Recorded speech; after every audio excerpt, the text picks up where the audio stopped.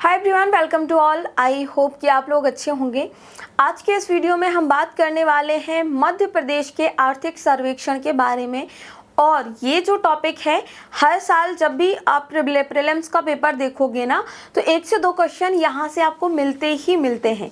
तो इसलिए एक भी क्वेश्चन आपका ना छूटे और प्रीलिम्स का कट ऑफ जो 1-2 नंबर से आगे पीछे आप लोग रह जाते हो, वो प्रॉब्लम आपके साथ ना आए। इसीलिए आज ये वीडियो हम आपके साथ डिस्कस करने वाले हैं। चलिए, सबसे पहले बात करेंगे मध्य प्रदेश आर्थिक सर्वेक्षण की। हम बात कर रहे हैं जो कि 22-23 का ये सर्वेक्षण है। और इसके रिलेटेड जो चीज़ें हैं, कुछ योजनाएं हैं, कुछ डेटा है जो आपके लिए इम्पोर्टेंट हो सकता है। सबसे पहले बात करेंगे मध्य प्रदेश लोक सेवा गारंटी अधिनियम के बारे में। और ये जो है, इसमें ज़्यादातर जो चीज़ें पूछे जाने योग्य हैं वो ये हैं कि कितने विभाग इसके अंतर्गत काम करते हैं और कितनी सेवाएं इसके द्वारा अधिसूचित इसके अंतर्गत की गई हैं। ये तो याद रखना है। मध्य प्रदेश लोक सेवा गारंटी अधिनियम के अंतर्गत 2023 तक का ये डेटा है। कितने विभाग? 48 विभाग अभी तक इसके अंतर्गत काम कर रहे हैं। 48 विभाग और 696 सेवाएं इसके अंतर्गत प्रदान की जा रही हैं। क्लियर है? चल, जनवरी 2023 तक ई डिस्ट्रिक्ट पोर्टल एवं अन्य विभागीय पोर्टल के माध्यम से 548 सेवाएं ऑनलाइन प्रदान की जा रही हैं। ऑनलाइन सेवाएं कितनी प्रदान की जा रही हैं? 548। सीएम हेल्पलाइन द्वारा 2014 से जनवरी 2023 तक की अवधि में 2 करोड़ 5 लाख से अधिक शिकायतें दर्ज की गई हैं, जिनमें से 98.8% का निवारण किया गया है। ये डेटा कई बार पूछ लिया जाता है, बहुत इंपॉर्टेंट है। थोड़ा सा बोरिंग हो सकता है लेकिन इम्पॉर्टेंट है। चलिए, अगला आता है डिजिटल जिला कार्यक्रम। डिजिटल जिला कार्यक्रम के अंतर्गत 3 जिलों के नाम आपको याद रखने हैं। डिजिटल जिला कार्यक्रम 3 जिले, पहला आता है बैतूल, दूसरा आता है इंदौर और तीसरा आता है विदिशा। आपका बैतूल, इंदौर और विदिशा 3 जिलों को आपको याद रखना है। 100% वित्तीय डिजिटल जिले का दर्जा इसने हासिल किया है, इसको आपको याद रखना है। चलो, मध्य प्रदेश की विद्युत क्षमता की बात करें 2022 में, तो 28,000 मेगावाट, जिसमें कि नवीकरणीय ऊर्जा सहित इसको जोड़ के बताया गया है। कितनी हो गई है? 28,000 मेगावाट की क्षमता मध्य प्रदेश ने हासिल कर ली है 2022 तक के लिए। चल, प्रति व्यक्ति बिजली उपलब्धता कितनी है 2022 में? 1184.9 किलोवाट की जो क्षमता है प्रति व्यक्ति उपलब्धता के आधार पर। और ये पूछा जा सकता है आपसे, इसको आईएमपी लगा लीजिएगा। चलो, दिसंबर 2022 को मध्य प्रदेश सरकार की एकीकृत वित्तीय प्रबंधन सूचना प्रणाली का भारतीय रिजर्व बैंक के कोर बैंकिंग सॉल्यूशन ई कुबेर के साथ क्रियान्वयन किया गया है। तो आपसे क्वेश्चन ये बन सकता है कि जो ई कुबेर है, ये किसके द्वारा शुरू किया गया है? तो आरबीआई, भारतीय रिजर्व बैंक ऑफ इंडिया, आपको याद रखना है।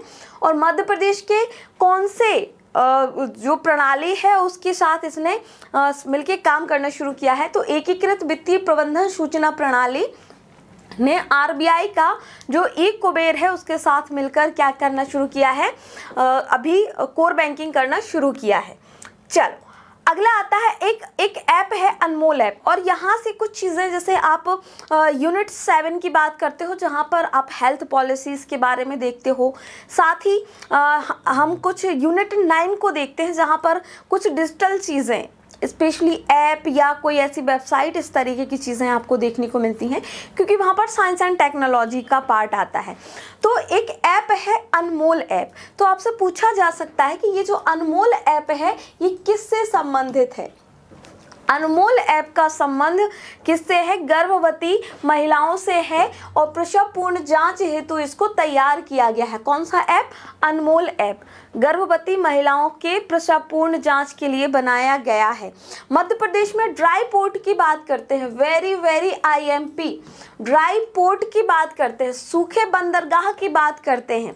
मध्य प्रदेश में इनकी संख्या 3 हो गई है। इसके पहले आप मांगलिया सुनते रहे होंगे, ड्राई पोर्ट की की जब भी हम बात करते हैं तो ऐसे डेटा कई बार ऐसे आर्थिक सर्वेक्षण से उठा लिए जाते हैं। ओके, तो ड्राई पोर्ट की संख्या 3 हो गई है। कौन कौन सी? पहला पीतमपुर है जो कि धार में आता है, दूसरा मंडीदीप रायसेन आता है, तीसरा आता है टिही इंदौर। तो 3 ड्राई पोर्ट आपको याद रखने हैं, पीतमपुर, मंडीदीप और आता है टिही जो कि इंदौर में है। हो सकता है कि आपसे इसका जिला पूछ लिया जाए और हो सकता है कि आपसे इनकी संख्या भी पूछ ली जाए। चल, मध्य प्रदेश की राज्य सकल घरेलू उत्पादन में प्राथमिक क्षेत्र का योगदान, वेरी आईएमपी। जब हम इकोनॉमी की बात करते हैं तो हम 3 क्षेत्रों की बात करते हैं, प्राथमिक क्षेत्र, द्वितीयक क्षेत्र और तृतीयक क्षेत्र। प्राथमिक क्षेत्र की जब भी बात आएगी, मतलब जब भी प्राथमिक क्षेत्र की बात आ रही है तो आपको दिमाग में रखना है प्राथमिक क्षेत्र मतलब कि कृषि। और जिस तरीके से भारत एक कृषि प्रधान राष्ट्र है, उसी तरीके से मध्य प्रदेश भी एक कृषि प्रधान राज्य है। क्लियर है? आधे से ज्यादा आबादी ग्रामीण क्षेत्र में रहती है और किस पर निर्भर है? कृषि पर निर्भर करती है। तो प्राथमिक क्षेत्र में क्या आता है? कृषि का योगदान कितना है? राज्य के सकल घरेलू उत्पाद, इसको क्या कहते हैं? हम इंग्लिश में कहते हैं जीडीपी। हो सकता है सकल घरेलू उत्पाद की जगह जीडीपी भी लिख दें, ग्रॉस डोमेस्टिक प्रोडक्ट, राइट। तो सकल घरेलू उत्पाद का जो योगदान है कितना है? 36.32% इसका योगदान है। अगला आता है इलेक्ट्रॉनिक विनिर्माण क्लस्टर भोपाल और जबलपुर में प्रस्तावित है। और एक और चीज, जब विनिर्माण की बात करते हैं तो ये तृतीय क्षेत्र में आता है। प्राथमिक, द्वितीयक, तृतीयक, इस तरीके के क्षेत्र आपको याद रखना है। प्राथमिक कृषि, दूसरा सेवा क्षेत्र आता है, तृतीयक जो क्षेत्र आता है विनिर्माण का क्षेत्र आता है। तो इस तरीके में भी चीजों को याद रखना। इलेक्ट्रॉनिक विनिर्माण क्लस्टर कहाँ बनाया जा रहा है? पहला भोपाल में और जबलपुर में। ग्रीन बॉन्ड जारी करने वाला देश का पहला नगर निगम इंदौर बन गया है। इंदौर का एक और प्रतिमान याद रखना, जैसे स्वच्छता सर्वेक्षण में बार ये पहले नंबर पर आ रहा है। क्लियर है? चल, मध्य प्रदेश में 5G की शुरुआत महाकाल लोक उज्जैन से की गई है। और 5G की जब बात करेंगे तो यूनिट 9 फिर से इंक्लूड करूंगी मैं। आर्थिक सर्वेक्षण में आपकी सारी यूनिट कहीं ना कहीं कवर होती हैं, ठीक है, जो डेटा कई तरीके से आपसे पूछा जा सकता है।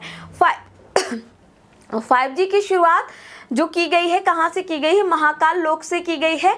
और महाकाल लोक के साथ ही यहाँ पर सबसे ज़्यादा स्वच्छ जो प्रसाद वाला, वितरण वाला, वहाँ वो भी एक डेटा इसमें याद रखना आप, ठीक है।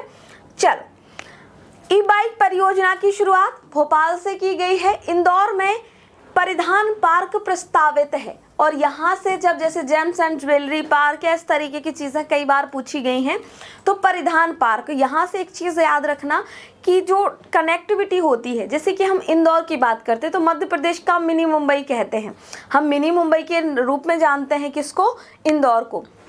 कॉटन मिल्स के कारण जाना जाता है, कपड़ों के लिए जाना जाता है, सबसे सस्ते कपड़े भी यहाँ मिलते हैं, सबसे ज़्यादा यहाँ मिलते हैं। और इसलिए ये जो पार्क भी है कहाँ बनाया जाना है? इंदौर में बनाया जाना प्रस्तावित है।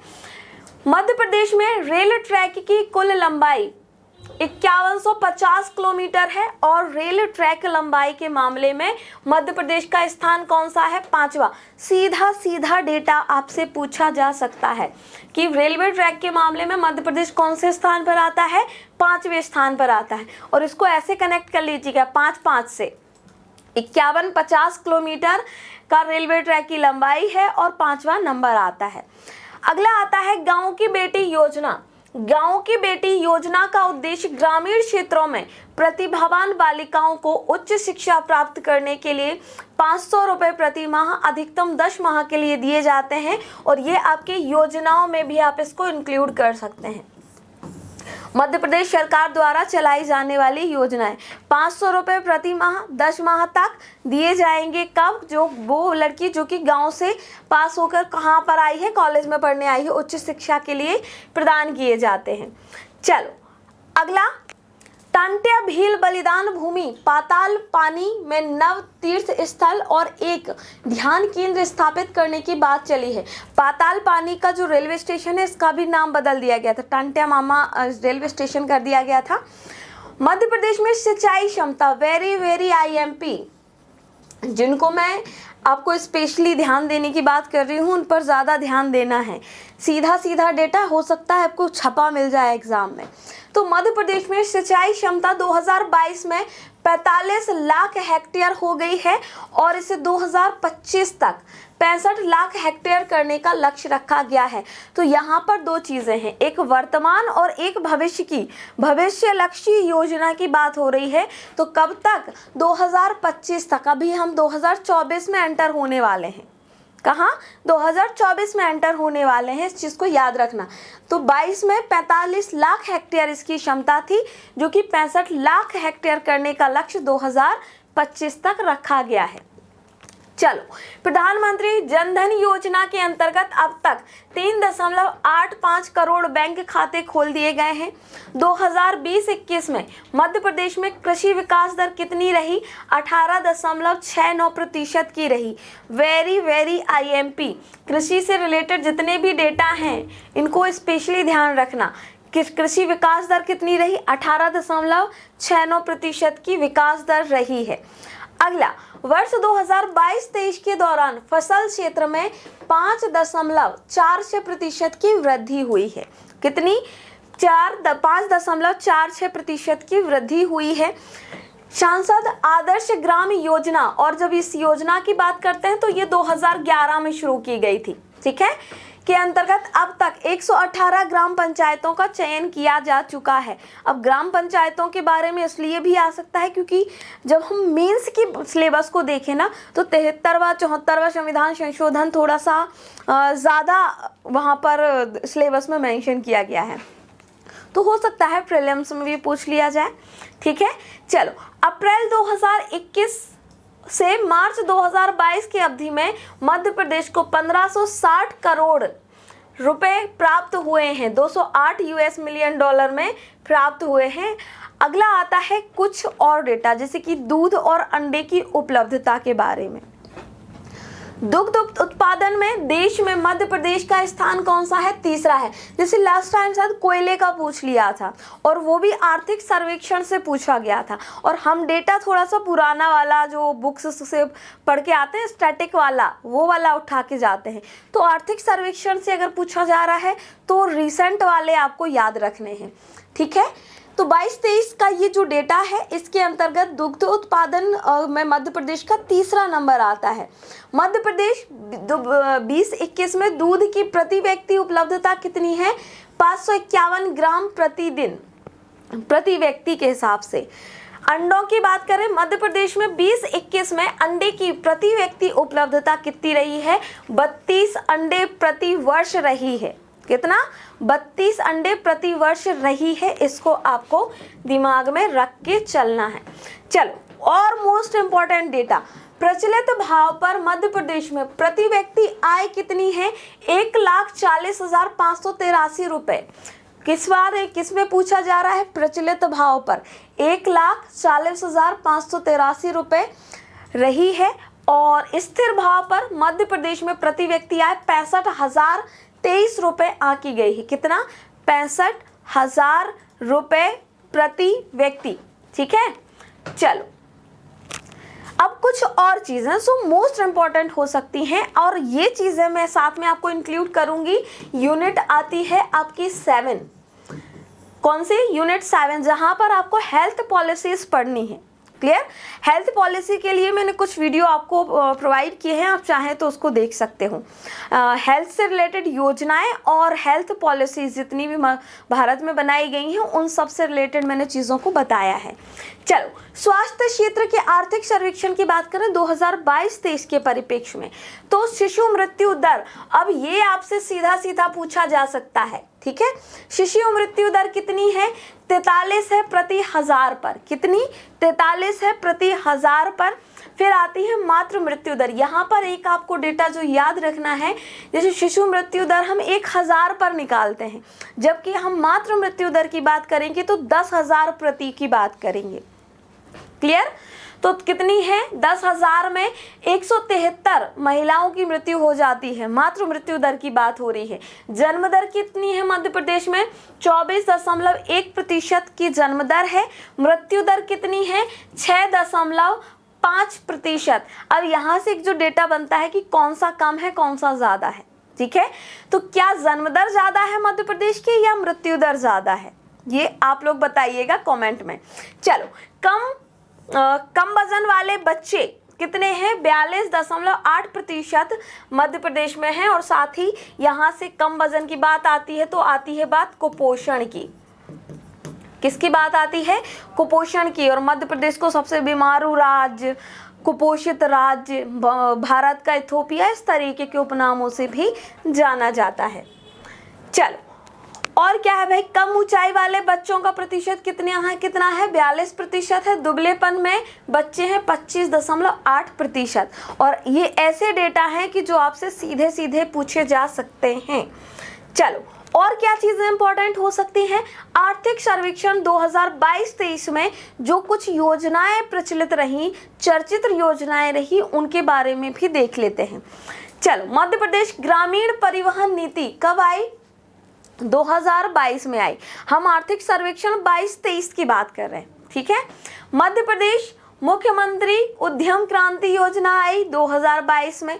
मुख्यमंत्री स्टार्टअप नीति आई 2022 में। नवीकरणीय ऊर्जा नीति कब आई, मध्य प्रदेश में 2022 में आई। औद्योगिक संवर्धन नीति 2021। MSME सूक्ष्म एवं मध्यम उद्योग विकास नीति आई 2021 में। एथेनॉल एवं जैव ईंधन नीति 2021 में आई। तो ये नीतियाँ, ये जो आर्थिक सर्वेक्षण के जितने भी इम्पोर्टेंट चीज़ें हैं, इन सब को पढ़ के ज़रूर जाना, ज़्यादा वक्त नहीं बचा है। तो आज के लिए बस इतना ही, मिलते हैं किसी और वीडियो के साथ, कुछ और यूज़फुल कंटेंट के साथ। उसके पहले यदि आपने अभी तक चैनल को सब्सक्राइब नहीं किया है तो चैनल को सब्सक्राइब कर लीजिए। और हाँ, नोटिफाई मी करना नहीं भूलना है, ताकि जब भी कोई वीडियो या कोई भी लाइव सेशन आए तो सबसे पहले नोटिफिकेशन आपके पास पहुँचे। और घबराने की ज़रूरत नहीं है, जिस किसी को भी PDF चाहिए है, नीचे डिस्क्रिप्शन में लिंक मेंशन है, वहाँ से जाके आप ले सकते हैं इसकी PDF। तो कंटेंट कैसा लग रहा है ज़रूर बताएं। आप लोगों के कमेंट बॉक्स में आप लोगों के विचार आमंत्रित हैं। मिलते हैं नेक्स्ट वीडियो में, तब तक के लिए bye bye and have a nice time.